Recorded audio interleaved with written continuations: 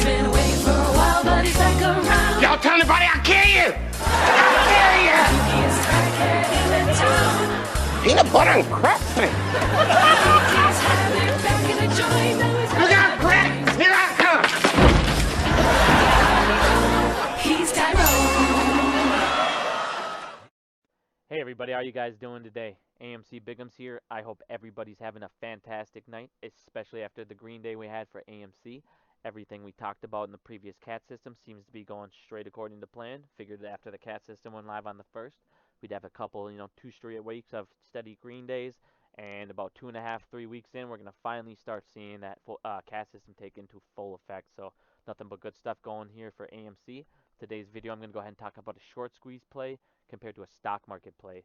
Most people I know in AMC are actually in this for a short squeeze. I'm not a financial advisor in any way, shape, or form. Sorry, I have to say this video, this is not financial advice at all. I am saying this for educational purposes only. These are my personal strategies. There's plenty and plenty more ways to handle a short squeeze. As always, do your own DD, come up with your own conclusions about the best way actually to go ahead and handle this going forward. So I'm just here to give you options and give you guys some things to think about. So without further ado, let's get straight into it. Let's look at a stock market play first. So basically, when you do a stock market play, most of the time you're going to do research on that company. You're going to find out how that company is going to perform that year, how they're going to perform in the upcoming years, how big is the float, is there short interest, do they have any news that in the future is coming out that will make them more successful, any news that will make them more successful in the short term. You want to look at like events around the world, find out if they'll make certain stocks rise. And then you want to decide if you want to go long, do you want to go short on them, do you want to buy options, do you want to buy shares? Well, in a short squeeze play, most of that doesn't matter. Basically, what matters is the amount of short interest attached to that stock, and if people are continuously buying and putting pressure on those short sellers to have to cover. And what also matters is if that company that you're choosing to back can stay afloat as long as that short squeeze is in process. Because if that company goes under, the short sellers win, they no longer need to cover, and they no longer need to pay taxes on that. So in a short squeeze, any good news actually is just going to be more pressure for them to short or to add to their short position. It's not necessarily, a reason for you to buy more if you're in like it would be in a stock market play. On top of that, in a stock market play, in a short squeeze play, you actually have an opponent. Now, you have somebody continuously taking short positions out against your long position. In a normal market play, the only opponent you actually have is yourself. Why do I say that? Because you choose the stock, you choose the time to enter the stock, you choose the time to leave the stock. So you're the only one that can determine how much money you actually make. Compared to in a short squeeze play, it's up to your opponent on when to cover, or it's up to you to force them to cover. So they play completely different here. On a short squeeze play, your number one goal is to basically own all the shares, forcing them to cover. Otherwise, you want to go ahead and basically make that play so costly for them that they have to cover because they have clients that are losing money and they're going to leave their company if they don't cover. Otherwise, you want to get them to a margin call. A margin call will force them to cover, and they have absolutely no choice. So if we look at previous squeezes in the past, I'll go ahead and pull up Volkswagen here. Volkswagen, they went ahead and they saw that the stock was 12% shorted. Porsche came on in and they bought up all the shares. They went to the shorts and basically were like, all right, we'll sell them to you at this price. Boom, shot up, bam. So that's one way to go ahead and do it. Otherwise, obviously, you got like Tesla, which is a lot, right? It's rising, but it's a lot longer of a squeeze compared to this is just a natural spike. So obviously, there's different processes you can go about, but basically the goal is still the same. You just want to make them cover, and you want to make sure that they're covering at your desired price. So basically what you can say is how will I go ahead and do that? Well, one thing you can do is look at your opponent and find out ways that they're making money. You can go ahead and try and limit ways they're making money or stop it altogether. So what we've learned in the past here actually is one of the ways that they like to make money is dark pools. Now I'm going to go ahead and dark pools are not what a lot of people think. Dark pools are not some like bank thing where they can sit shares and then they sit there and then they don't need to be reported for 10 days or whatever. Basically what happens in the dark pool is they're nothing more than a venue that these shares are getting sent through to the market maker for them to fill them. Basically, one of the reasons that market makers use these dark pools is they have zero fee attached to the order. So they actually will make a lot more money by using dart pools. This also allows them to use internalization. And by using internalization, they can actually make even more money off that trade. So they can basically double dip off those trades. I'm going to go ahead and pull up this chart. I have showed you guys this chart before. We're just going to do a quick smash recap because take 2 seconds here. Basically, the way that they're doing this is you have an over-the-counter trade, which a lot of people seem to be using. What they'll do is take riskless principal trade, the broker to a clearing broker dealer. That broker dealer, it is not recorded to the tape at this time. That clearing broker dealer uses an electronic market maker. It is now recorded to the tape, and they send it to the market maker, who then internalizes or fills the order. Now, the way you can go ahead and fix this, the way you can go ahead and take your orders out of dark pools and stop them having that extra money is you order to a lit exchange. If you order to a lit exchange, it now takes this non-over-the-counter trade. By taking that, it goes straight to the public data feed. It is now recorded to the tape. It also now is then sent to an exchange, which is then routed to a market maker or a liquidity provider for that exchange, and then they fill the order. But that doesn't matter if it's a market maker at this point. It doesn't matter. It's already sent to the public data feed, and what matters is when it's being recorded, and that is how they can suppress buying pressure. Now, most people that use options, I don't understand why you guys would not be pushing lit exchanges more than anything. The one thing you guys look at when you do is TA is the public data feed. So why would you not want that public data feed to be as accurate as possible? Um, Another way that they do this stuff is through payment for order flow. Payment for order flow is a way that they can control the market and they can control all trades flow, and they make it through, and it instantly becomes an over the counter trade. So if you're using any kind of payment for order flow platform, you're instantly over the counter. A lot of people think by switching just to Fidelity that they fix the issue. If you're not using Trader Active Pro and specifically saying I want to go to a lit exchange, your order is still taking this top path. Another way that they're able to go ahead and control this is through bonds. Now, what we learned is bonds are actually negatively correlated to stocks. And what I mean by that is every time the stock goes up, the bond goes down. Every time the bond goes down, the stock goes up. And as you can see now, the bonds are they're dropping and dropping and dropping and dropping because the price is going up. Now, if we order to let exchange and everything goes into the public data feed, that also now makes the buying pressure no longer suppressed, and natural price will start going in, and we'll see it rising and rising and rising. This will lower the price of the bonds, and this will drastically hurt them. So the next thing I want to show everybody and just talk about, and it's basically this is what it looks like every single week, is going to be options. And I know options are a very touchy subject. As you can see currently, there is 154 out of the money and 65 basically in the money. So I know this is a super touchy subject, but I just want to go ahead and cover this because it's extremely important. We found out that basically the market makers are writing up 40% of the contracts out there. Now, I'm not telling you guys not to play options. I'm not telling anyone anything, shape, or form. I'm not saying options are bad. I'm not saying they're great. Everything can be good and bad. It all depends on how you invest them and how you open them. If you know what you're doing, it's going to go hopefully the right way, but obviously anything can happen. So all I want to point out with these is if you are a newer trader or if you're very inexperienced with buying options, they are very risky. You can lose a lot of money and you can also make a lot of money. We found out that, like I said, 40% of these options are written by the market makers. So when they get these premiums, they're taking that money and they're using it back against us and they're opening more, basically more short positions. But if you know what you're doing, obviously you know options are needed. Options are needed if you're going to gamma squeeze. They're very helpful if options hit. If you buy options that are out of the money and the price starts going up and they start hitting, hedge funds now need to actually hedge for those positions.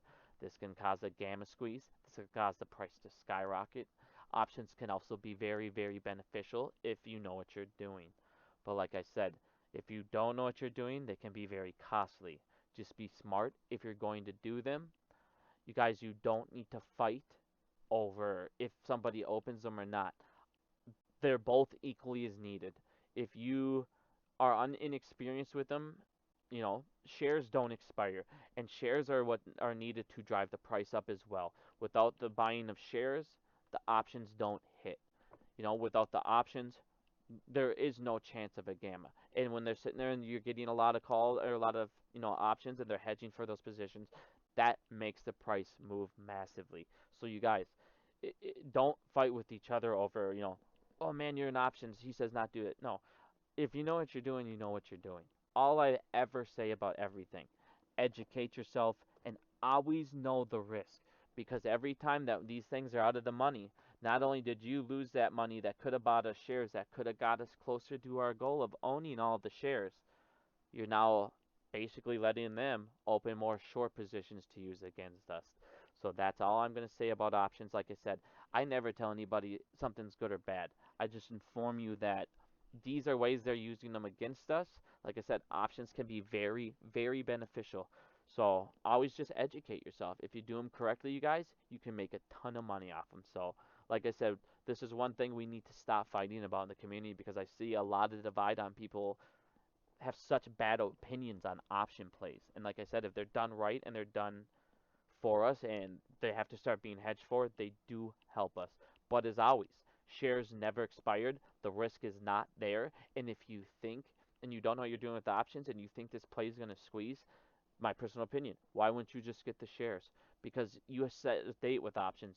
Like I said, you have shares forever. And if you know it's going to hit a number, just wait till it hits its number. Just be patient. You know, being greedy doesn't always pay off. But like I said, with options, you guys do everything you feel is the best. I will never try and sway you. Just like I said, give you guys information at the start of this. This is just for educational purposes. But that's all I want to say on options. So let's go ahead and let's get to the next thing here.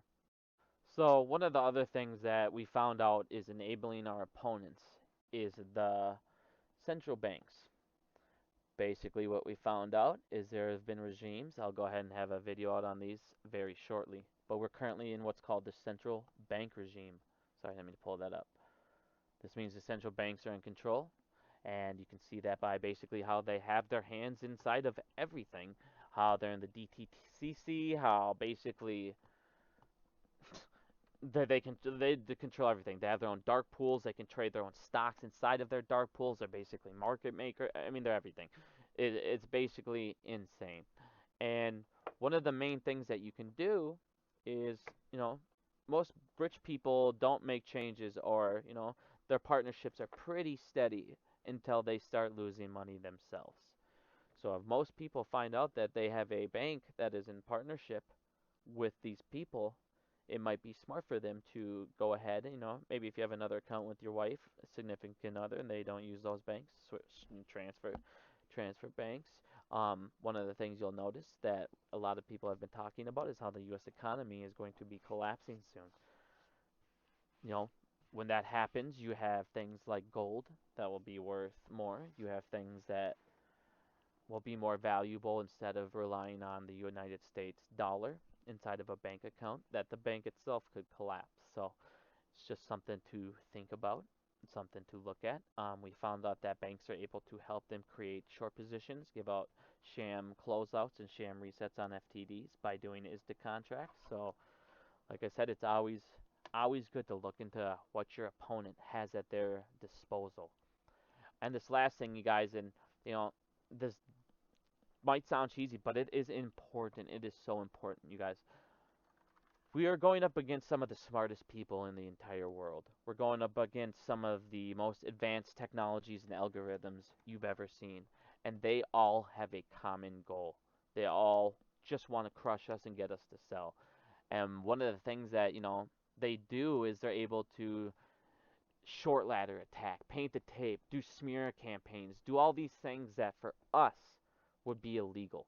But it's not illegal for them. It's not illegal for us also to have a common goal of just, you know, I want to make as much money off a stock that I personally like.